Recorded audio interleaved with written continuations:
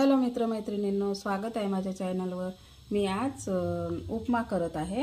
हे बघा, रवा छान याला साफ करून घेतलेला आहे आणि आता आपण स्लो आचेवर याला भाजायचं आहे।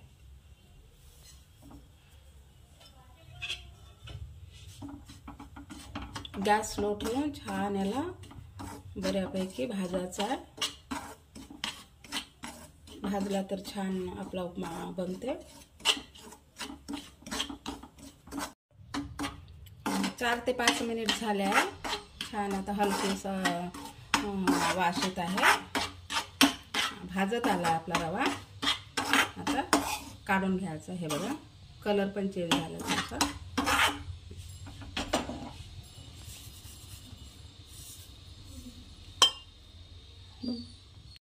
तेल तापायला ठेवलं होतं, तेल तापलंय पण मोहरी ऍड करते,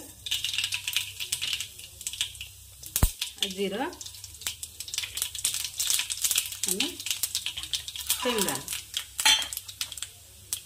शेंगदाण्याला थोडं मिक्स करून याला कच्चेपणा जाऊ देऊन छान असं तडतडले पाहिजे। शेंगदाणे पण तडतडते। हे बघा, ठीक आहे। आता यामध्ये आपण कांदा ऍड करू। पकले शेंगदाणे तडतडले छान तेलामध्ये।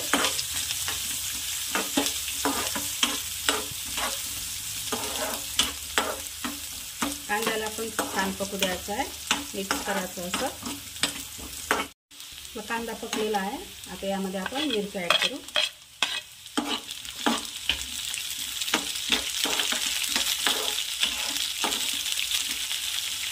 यामध्ये मी वाटाणे ऍड करते थोडे,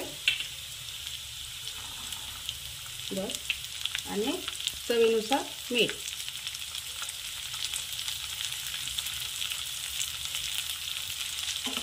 त्याला छान असं ओलेवाले वाटाणे आहे, पकून जाते तर छान चव लागते। याच्याने मध्ये रवा ऍड करू भाजलेला आणि छान असं मिक्स करून घ्यायचं। छान मिक्स झाल्यानंतर यामध्ये आपण कोमट पाणी टाकायचं आहे, थंड पाणी नाही।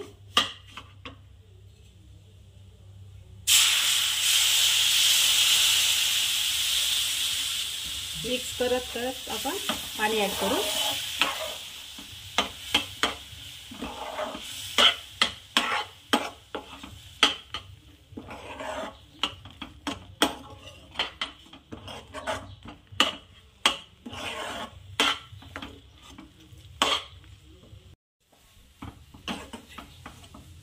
बघा, असं छान याला मिक्स करून घ्यायचं आहे।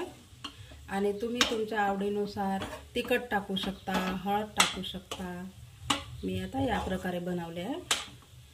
आता आपण याच्यामध्ये सांबार ऍड करू।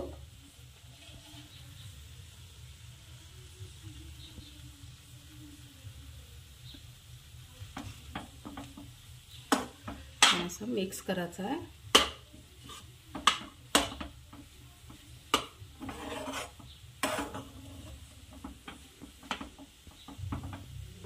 आणि आता झाकण ठेवून स्लो आचेवर ठेवायचं आहे।